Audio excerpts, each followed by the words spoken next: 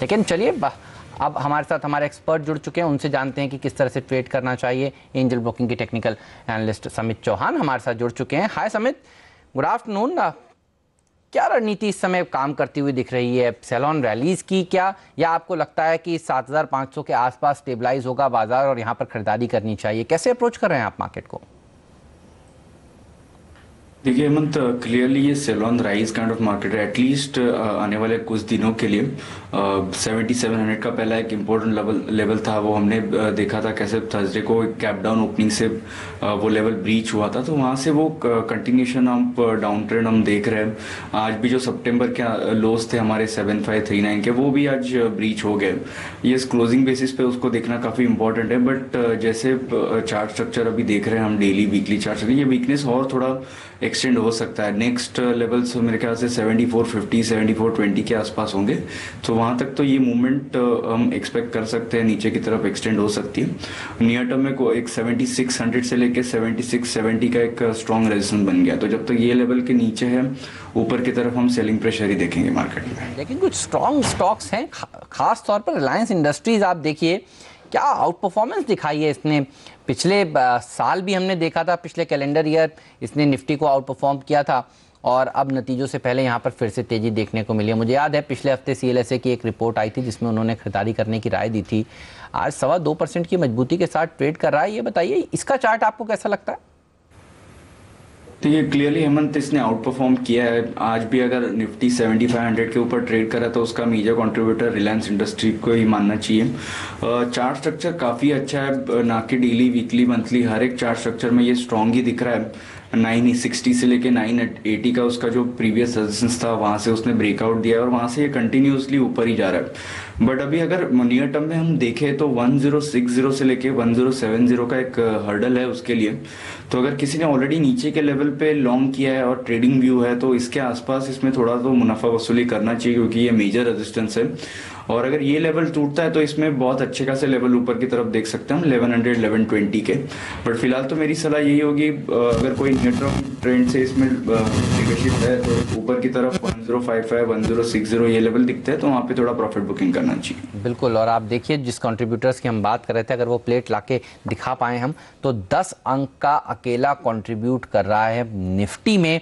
आज रिलायंस इंडस्ट्रीज यानी जो बैंकिंग स्टॉक्स गिरावट दिखा रहे हैं, खास तौर पर HDFC, ICICI, HDFC बैंक, ये कुल मिलाकर दबाव बना रहे हैं, और रिलायंस इंडस्ट्रीज इस दबाव को झेलने की कोशिश करता हुआ। यहाँ पर आपको एक स्टैंडर्ड डिस्क्लोजर भी दे दूँ, CNBC आवाज़ जो चैनल आप इस समय देख रहे हैं उसका स्वामित्व और प्रबंधन दोनों ही रिलायंस इंडस्ट्रीज के पास है। ये तो ही दिग्गजों की बात, लेकिन स्मॉल कैप्स में भी भरपूर एक्शन है, और ये एक्शन बताने के लिए मेरे साथ मेरे सहयोगी आशीष वर्मा जुड़ चुके हैं। आशीष, हाय, बताइए कौन से वो स्टॉक्स हैं जहां सबसे ज्यादा हलचल देखने को मिल रही है आज के सत्र में? आपने अपफ्रंट कह दिया कि एक्टिविटी स्ट्रांग है, इनफैक्ट है।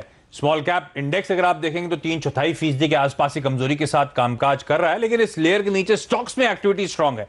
10% के अपर सर्किट पे दो स्टॉक्स लॉक नजर आएंगे आपको, प्रोवोग और पदमजी एग्रो, दोनों में तगड़ा बाइंग मोमेंटम देखने को मिला है। शुगर स्टॉक्स एक ऐसी पॉकेट है, छोटे शेयर्स, उनमें तगड़ा मोमेंटम है। Thiru Arunan, Awadh sugar, KCP sugar, ये स्टॉक्स 6 से, और ये तो 10% के सर्किट पर थिरू अरुणान उसके आसपास कामकाज कर रहा है। इनफैक्ट पदमजी पल्प जैसे कुछ नोटेबल मूवर्स, प्रीमियम में हम देख रहे हैं अच्छी खरीदारी, धनलक्ष्मी बैंक में हम देख रहे हैं 6-7% के आसपास की बढ़त है। ये वो कुछ नोटवर्दी मूवर्स मैंने हाईलाइट करें। कई सारे स्टॉक्स आज 5% के अपर सर्किट पे लॉक आपको नजर आएंगे अपसाइड पे, और ये वो तमाम स्टॉक्स हैं। मंगलम ड्रग्स, टोक्यो प्लास, सैक्स सॉफ्ट, ये दोनों ही स्टॉक्स तो वैसे बहुत वोलेटाइल है। टोक्यो प्लास में तो काफी लंबे अरसे से बाइंग देखने को मिल रही है। इनके अलावा और स्कीम्स पाएंगे अरविंद इंफ्रा, जो अरविंद मिल से अलग हुई थी कंपनी, अरविंद इंफ्रा में अच्छा मोमेंटम है। अल्फा लैब्स जो हम देख रहे हैं खरीदारी, और एक liquor company Ravi Kumar distilleries भी आज एक छोटी कंपनी है, ये भी हरकत में नजर आएगी। लेकिन आज के बाजार में कई सारे नोटवर्दी लूजर्स भी हैं, उनमें MIC इलेक्ट्रॉनिक्स कमजोर नंबर्स, और इनफैक्ट प्रेफरेंशियल अलॉटमेंट करने वाली थी उसे अब इंडेफिनिटली टाल दिया गया है, दूसरे विकल्प ढूंढने की बात करी जा रही है। तो MIC इलेक्ट्रॉनिक्स आपकी स्क्रीन पर आना चाहिए। SD एल्यूमिनियम, और यहां पे डॉयशे ने कल एग्जिट करा है, इस स्टॉक में हम तगड़ा दबाव ऑफलेट देख रहे थे, आज भी SD एल्यूमिनियम कमजोर है। लक्ष्मी एनर्जी एंड फूड, आज बोर्ड की बैठक है, कन्वर्टेबल वारंट जारी करने में, उसके बावजूद ये स्टॉक 8% की कमजोरी के साथ कामकाज करता हुआ। और भारतीय शिपयार्ड एक बार फिर से 5% के लोअर सर्किट पे लॉक्ड। बिल्कुल, तो ये तमाम ऐसे स्टॉक्स हैं जहां पर ज्यादा एक्शन आज के सत्र में देखने को मिल रहा है। आशीष हमारे साथ बने हुए हैं, उनसे ये भी पूछेंगे कि TCS से उनको क्या एक्सपेक्टेशन है, कल इसके नतीजे आने वाले हैं, और इंडसइंड बैंक के भी नतीजे आएंगे। और अब हमारे साथ डिम्पी भी जुड़ चुके हैं। डिम्पी, बताइए पहले आप इंडसइंड से क्या एक्सपेक्टेशन रखनी चाहिए?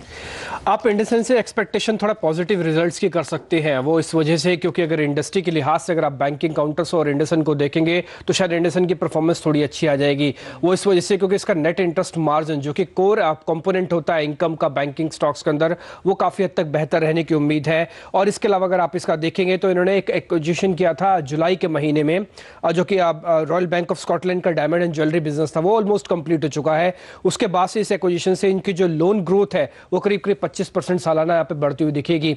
इसके अलावा जो सबसे इंपॉर्टेंट सेगमेंट रहेगा कि इसकी जो असेट क्वालिटी है उसमें कुछ ज़्यादा डैम्पर होगा नहीं, कि इसका ग्रॉस एनपीए देखें या फिर नेट एनपीएस देखें अगर आप, तो दोनों करीब आधे से 0.25% के बीच में फ्लक्चुएट कर रहा है, जिसमें ज़्यादा बड़ा इस बार कोई स्टांस आने वाला नहीं है, चेंज आने वाला नहीं है। दूसरी इंपॉर्टेंट बात, अगर आप सारा टोटल ओवरऑल इनके बिजनेस को देखेंगे तो इसका मुनाफा 31% के आसपास बढ़ेगा, जो कि ओवरऑल बैंकिंग के एक एवरेज से इस बार काफी बेहतर आ सकता है। और साथ ही इसका जो नेट इंटरेस्ट इनकम है उसके अंदर भी करीब करीब 26% की उम्मीद है, क्योंकि अगर इंडस्ट्री ग्रो करते है तो शायद वो 15% के आसपास पूरी ग्रो करे, लेकिन ये 26% अपना नेट इंटरेस्ट इनकम ग्रो करता हुआ दिखेगा। इंपॉर्टेंट चीज जो थोड़ा ध्यान देने वाला होगा इसके रिजल्ट में, वो रिटेल लेंडिंग किस तरह से बढ़ी है, साथ ही कमर्शियल व्हीकल सेगमेंट में इन्होंने कितनी ग्रोथ दिखाई है, ये कल के सेशन में होगा। साथ ही साथ जो छोटे सेगमेंट है जिसमें हाउसिंग छोटा सेगमेंट है, उसके अंदर पेनिट्रेट करने की कंपनी की योजना है, खासकर पेमेंट बैंक के साथ टाई अप करके, ये बड़ा इंपॉर्टेंट होगा कल के रिजल्ट्स में देखना। बिल्कुल, तो इसके नंबर्स के ऊपर सबकी नज़र रहने वाली है। पहला प्राइवेट सेक्टर का बैंक है जो नंबर्स अपने पेश करेगा, कल डीसीबी और फेडरल बैंक के भी नंबर्स आएंगे, लेकिन टीसीएस ये वो दिग्गज है जिस पर सबकी नज़र बनी हुई है। आशीष, ये बताइए, कल मेरे ख्याल में बाजार बंद होने के बाद इसके नंबर्स आने वाले हैं, क्या एक्सपेक्टेशंस हैं? बिल्कुल, बाजार बंद होने के बाद नंबर्स आएंगे और ध्यान रखें, एक बड़ा अंडर परफॉर्मर है ये कंपनी अपने पीयर्स के मुकाबले। इनफैक्ट इसी समय पिछले साल ये कंपनी एक साल फॉरवर्ड के ईपीएस पे 20 के मल्टीपल पे कामकाज करती थी और आज केवल 17 के मल्टीपल पे कामकाज करी। तो तगड़ा मल्टीपल कॉन्ट्रैक्शन हुआ है, और हो भी क्यों ना, लगातार 5 पिछली तिमाहियां ऐसी रही हैं जो बाजार उम्मीद से कमजोर नंबर्स आए थे, और इस बार जब Q3 के नंबर्स आएंगे तो सीजनली तो एक हमेशा की तरह कमजोर क्वार्टर रहेगा। क्रॉस करेंसी का इंपैक्ट हमेशा देखने को मिलता है पिछले कई क्वार्टर्स से, और इस बार तो वो चेन्नई फ्लड्स का इंपैक्ट आएगा। और टीसीएस ने तो ऑलरेडी एक प्रॉफिट वार्निंग दे दी है, तो एक्सपेक्टेशंस वैसे ही बहुत म्यूटेड है। टीसीएस के लिए चेन्नई बहुत इंपॉर्टेंट था, क्योंकि ध्यान रखिए one of the largest delivery centres है इस कंपनी का, 50-60 हजार कर्मचारी वहां पे बैठते हैं, तो दिक्कत तो है। हम एक्सपेक्ट कर रहे हैं कि आय में महज तिमाही दर तिमाही 0.7% यानी कि 3/4% की बढ़त होगी। मार्जिन में 50-60 बेसिस पॉइंट्स का दबाव आएगा, और मुनाफा भी क्यू ऑन क्यू कमजोर होगा, ऑलमोस्ट 3/4% के आसपास ही कमी रहेगी। नजर कहां रहेगी? इस कंपनी के मैनेजमेंट ने कहा था 26 से 28% का मार्जिन बैंड होगा। क्या अभी भी ये मैनेजमेंट कॉन्फिडेंट है इस बैंड के अंदर अपने मार्जिन ला पाएगा? डिमांड एनवायरनमेंट को लेकर कमेंट्री, हालांकि हम एक्सपेक्ट कर रहे हैं कमेंट्री फिर से कमजोर रहेगी, क्योंकि ये मैनेजमेंट चाहेगा नहीं कि बाजार की एक्सपेक्टेशंस बहुत ज्यादा बढ़ जाएं। और तीसरी इंपॉर्टेंट बात, वो इंश्योरेंस वर्टिकल डिलीजेंटा जो यूके की सब्सिडी है, एक्वायर करा था, दबाव में चल रही है ऑफ लेट, वहां पे देखना होगा कि परफॉर्मेंस कुछ इंप्रूव हुआ है या नहीं। ओके, चलिए, तो इन दोनों ही नंबर्स के ऊपर सबकी नजर बनी रहेगी। शुक्रिया आप दोनों का इस जानकारी के लिए। दोनों के चार्ट्स देखकर समित बताइए, कोई ट्रेड लेने जैसा है क्या नतीजों से एक दिन पहले? देखिए हेमंत, बहुत डिफिकल्ट होगा अभी ट्रेड लेना। अगर पहले हम इंडसइंड बैंक की बात करें तो ये स्टॉक ने इसके जो पीयर काउंटर्स है प्राइवेट बैंकिंग में, जो दिग्गज काउंटर्स है आईसीआईसीआई, एक्सिस, उनको क्लियरली आउट परफॉर्म किया है। इसकी एक छोटी रेंज बन चुकी है, 970 ऊपर की तरफ एक रेजिस्टेंस है, और लो साइड पे 920 एक इंपॉर्टेंट सपोर्ट होगा अभी, और अभी ये लोअर एंड के आसपास ट्रेड कर रहा है। तो देखना पड़ेगा ये 920 का लेवल होल्ड कर पाता है या नहीं। अगर ये होल्ड कर पाता है तो ये वापस हायर एंड के आसपास रिटेस्ट करने जा सकता है, बट अगर 920 ब्रेक हुआ तो नियर टर्म में इसमें एक ब्रेकडाउन दिखेगा, जो कि केस में हम इमीडिएट फॉल टुवर्ड्स 900 890 देख सकते हैं। टीसीएस की अगर बात करें तो क्लियरली इसने अंडर परफॉर्म किया है। ओवरऑल आईटी पैक ने लास्ट 2-3 महीनों में अंडर परफॉर्म किया। आज अगर हम देख रहे हैं तो विप्रो में भी अच्छा खासा दबाव है। टीसीएस की बात करें तो टीसीएस के लिए 2 मेजर लेवल्स होंगे। फर्स्ट 2450 ऊपर की तरफ एक स्ट्रॉन्ग रेजिस्टेंस है, जब तक ये लेवल क्रॉस नहीं होता है टीसीएस में कोई भी अच्छी मूवमेंट नहीं दिखेगी, ये साइडवेज टू नेगेटिव बायस से ही ट्रेड होगा। और लो साइड पे 2320 का उसका इंपॉर्टेंट सपोर्ट होगा। ये अगर ब्रेक होता है तो ये स्टॉक आने वाले कुछ वीक्स के लिए एक नेगेटिव ट्रेंड में चला जाएगा, और वो केस में हम अच्छे खासे लो लेवल्स देख सकते हैं।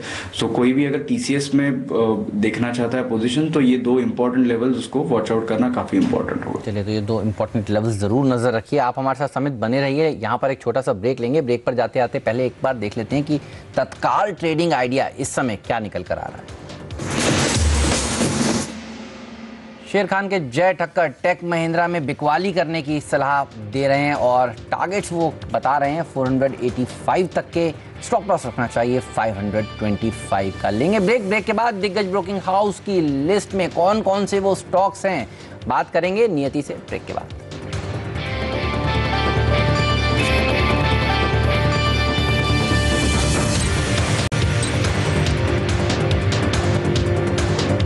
स्वागत है आप सभी का CNBC आवाज पर। अब कुछ ही देर में यूरोप के मार्केट्स खुलने वाले हैं और आप देखिए आधे से 1% की गिरावट के साथ ये खुलेंगे, ऐसे संकेत मिल रहे हैं। चाइना का बाजार 5.25% नीचे जाकर बंद हुआ है, देखना होगा उसका असर यूरोप के मार्केट्स पर कैसा पड़ता है। बहरहाल भारतीय बाजारों में रिकवरी जरूर देखने को मिल रही थी, लेकिन उस रिकवरी में लोगों ने बिकवाली करी और अब आप देखिए 175 अंक नीचे इस समय सेंसेक्स ट्रेड करता हुआ। लेकिन ब्रोकरेज हाउसेस का क्या ध्यान बन रहा है, कौन से वो सेक्टर्स हैं, स्टॉक्स हैं जहां पर वो बुलिश या बेयरिश हैं, चलिए नियति से पूछते हैं। नियति बताइए क्या कहना है ब्रोकरेज हाउसेस का। सबसे पहले बात करेंगे CLSA की उस रिपोर्ट पर जो अपस्ट्रीम कंपनियों को डाउनग्रेड कर रही है। क्रूड की गिरावट जहां ऑयल मार्केटिंग कंपनियों के लिए पॉजिटिव है, वहीं तेल उत्पादक कंपनियां जैसे कि ONGC, केन इंडिया या फिर ऑयल इंडिया, इनके लिए काफ़ी ज़्यादा नेगेटिव है और क्लियरली डाउनग्रेड कर रहे हैं। ONGC और ऑयल इंडिया का इन्होंने रेटिंग बाय यानी खरीदारी से घटा के अंडर परफॉर्म की कर दी है और टारगेट प्राइस तीनों के ही घटाए हैं। ONGC का टारगेट प्राइस अब ये 320 से घटा के 230 का कर रहे हैं, ऑयल इंडिया का 480 से घटा के 430 का और 225 से 200 रुपए तक का कर दिया है। केन इंडिया का भी टारगेट इन्होंने। बैंक्स पर हालांकि काफी ज्यादा कॉशियस ट्रेड करने की आपको सलाह दे रहे हैं। मॉर्गन स्टैनले इनको लगता है कि इस साल में भी निजी बैंकों के जो कॉर्पोरेट एसेट क्वालिटी है वो और ज़्यादा खराब होगी। हालांकि लंबी अवधि के जो निवेशक हैं वो अभी भी निजी बैंकों में ही पर ही फोकस करें। बैंकिंग सेक्टर में एक्सिस बैंक इनका टॉपिक है और वैल्यूएशंस के लिहाज से येस बैंक में भी आपको मौके देखने के या तलाशने के या आपको मौके दे रहे हैं। शुक्रिया नियति आपका इस जानकारी के लिए। लेकिन एक सेक्टर जो सबसे अच्छा समेत आज प्रदर्शन दिखा रहा है वो है दरअसल ऑटो सेक्टर, और उसमें अगर आप देखिए तो टाटा मोटर DVR 1.5 से 2% की तेजी यहां पर देखने को मिल रही है। JLR के जो अच्छे बिक्री के आंकड़े आए विदेश के, उन्होंने दम भरा है ऐसा लग रहा है। चार्ट्स कैसे लगते हैं आपको इन दोनों के? काफी पिटाई देखी गई थी पिछले हफ्ते इनमें भी।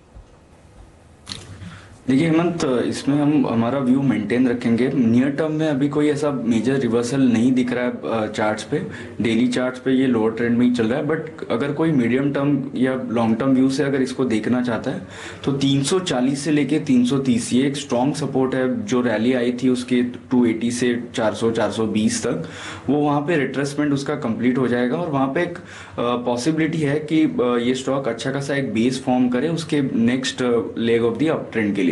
तो वहां पे एक बार देखना चाहिए, बट नियर टर्म व्यू से मैं यही बोलूंगा, ये फिलहाल तो एक बाउंस चल रहा है ऊपर की तरफ। 65-70 का स्ट्रॉन्ग रेजिस्टेंस है टाटा मोटर्स को, और लो साइड पे 340-330 ये जोन है। अगर यहाँ पे अच्छा खासा रिवर्सल मिलता है तो वो एक अच्छी खासी बाइंग अपॉर्चुनिटी हो सकती है टाटा मोटर्स के लिए। कुछ स्टॉक्स जिनमें बिल्कुल भी इस समय देखिए रिकवरी हो ही नहीं रही है, और उनमें नाम आते हैं SBI के, L&T का, भेल का, इवन PNB देखिए।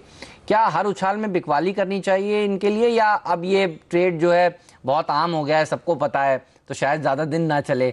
क्या राय रखते हैं आप इन शेयरों पर? यस हेमंत, देखिए ये सब मेजर स्टॉक्स है और इन्होंने सब जो इंपॉर्टेंट सपोर्ट्स थे वो ब्रीच करते आए हुए हैं। अगर SBI की बात करें तो 220-25 के आसपास स्ट्रॉन्ग सपोर्ट था, वो उसने ब्रेक किया था, तो उसके बाद हमने कंटिन्यूस फॉल देखा है। बट मुझे नहीं लगता अभी ये लेवल पे इसमें कोई भी शॉर्ट करना चाहिए, राइज में भी शॉर्ट करना चाहिए। मेरे ख्याल से फिलहाल तो एक साइड लाइन्स पे रहना चाहिए, और जो भी इसको मीडियम टू लॉन्ग टर्म के व्यू से देखता है तो अगर SBI की बात करें तो 200 से लेके 195 स्ट्रॉन्ग सपोर्ट है, तो वहाँ पे मे बी आप नियर टर्म के लिए बाय ना करें, बट अगर लंबी अवधि का आप देखना चाहते हो तो स्टैगर्ड मैनर में यहाँ पे बाय कर सकते हैं। एग्रेसिवली मत कीजिए, थोड़ा रिवर्सल के लिए वेट कीजिए, बट ये अच्छे लेवल्स है, यहाँ पे एटलीस्ट स्टैगर्ड लेवल में बाइंग करना चाहिए। सेम व्यू L&T के लिए भी रहेगा, तो इनके भी अभी यहाँ से 3 से 4% का नीचे डाउनसाइड और पॉसिबल हो सकता है, बट वो एक स्ट्रॉन्ग सपोर्ट है। तो ये सब स्टॉक्स में मेरे ख्याल से अभी सेलिंग साइड पे नहीं रहना चाहिए। यस, करंट ट्रेंड डाउनवर्ड रही है, बट अभी यहाँ पे वो सेल करने की अपॉर्चुनिटी नहीं मिलेगी, क्योंकि इसमें जब भी बाउंस आएगा वो बाउंस काफी शार्प हो सकता है। चलिए, तो अब इतना आसान नहीं है इन शेयरों में पैसा बनाना। बहरहाल स्टैगर्ड वे में आप खरीदारी कर सकते हैं, यानी धीरे धीरे एक साथ अगर 100 रुपये लगाने हैं तो आप धीरे धीरे पैसे लगाकर यहाँ पर निवेश करना स्टार्ट कर सकते हैं। समित, शुक्रिया आपका समय निकालने के लिए और आज इस चर्चा में शामिल होने के लिए।